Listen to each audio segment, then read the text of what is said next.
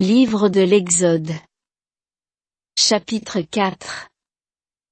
Moïse reprit la parole et dit, mais voilà. Ils ne me croiront pas, ils n'écouteront pas ma voix. Ils diront, le Seigneur ne t'est pas apparu. Le Seigneur dit, que tiens-tu en main? Moïse répondit, un bâton. Le Seigneur dit, jette-le à terre. Moïse le jeta à terre, le bâton devint un serpent, et Moïse s'enfuit devant lui.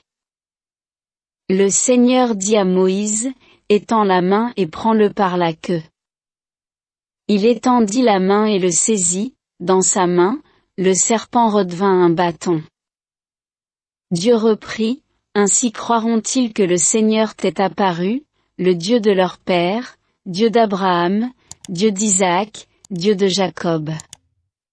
Le Seigneur dit encore à Moïse, mets donc la main sur ta poitrine. Il mit la main sur sa poitrine, puis la retira, et sa main était lépreuse, blanche comme neige. Le Seigneur dit, remets la main sur ta poitrine. Il remit la main sur sa poitrine, puis la retira, elle était redevenue comme le reste de son corps. Ainsi donc, s'ils ne te croient pas, s'ils restent sourds à la voix du premier signe, ils croiront à cause du second signe. Et s'ils ne croient pas encore à ces deux signes et restent sourds à ta voix, alors tu prendras de l'eau du Nil et tu la répandras sur la terre sèche. Et l'eau que tu auras puisée dans le Nil deviendra du sang sur la terre sèche.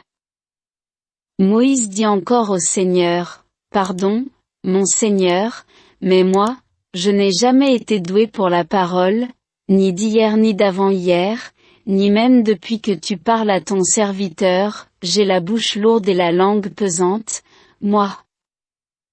Le Seigneur lui dit, qui donc a donné une bouche à l'homme? Qui rend muet ou sourd, voyant ou aveugle? N'est-ce pas moi, le Seigneur? Et maintenant, va. Je suis avec ta bouche et je te ferai savoir ce que tu devras dire. Moïse répliqua, je t'en prie, mon Seigneur, envoie n'importe quel autre émissaire.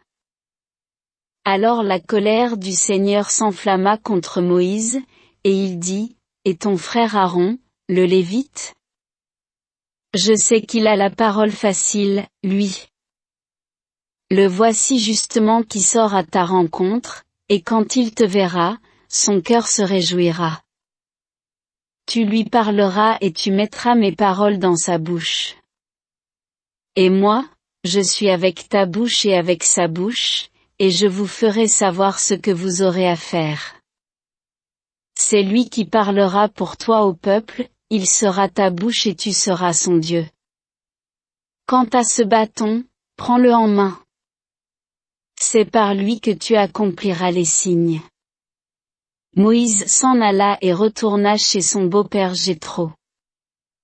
Il lui dit, je dois m'en aller et retourner chez mes frères, en Égypte, pour voir s'ils vivent encore.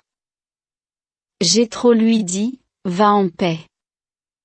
Au pays de Madian, le Seigneur dit à Moïse, va, retourne en Égypte, car ils sont morts, tous ceux qui en voulaient à ta vie.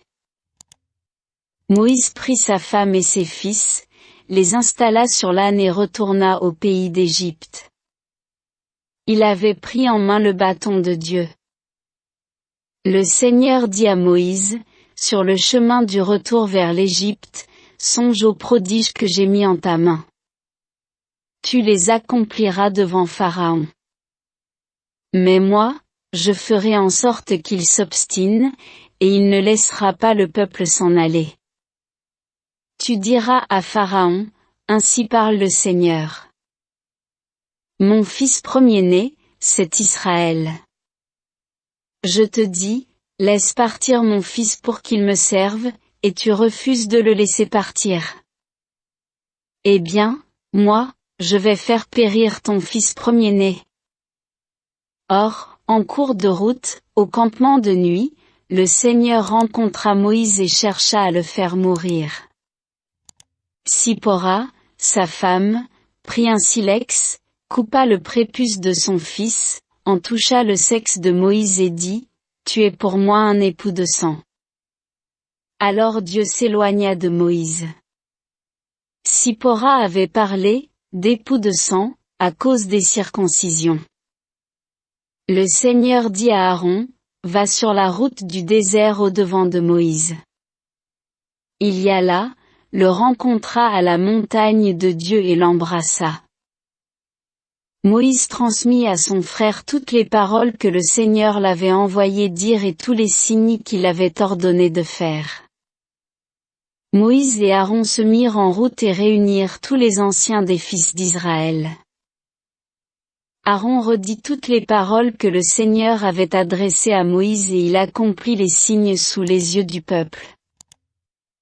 Et le peuple crut, il comprit que le Seigneur avait visité les fils d'Israël et qu'il avait vu leur misère. Alors ils s'inclinèrent et se prosternèrent.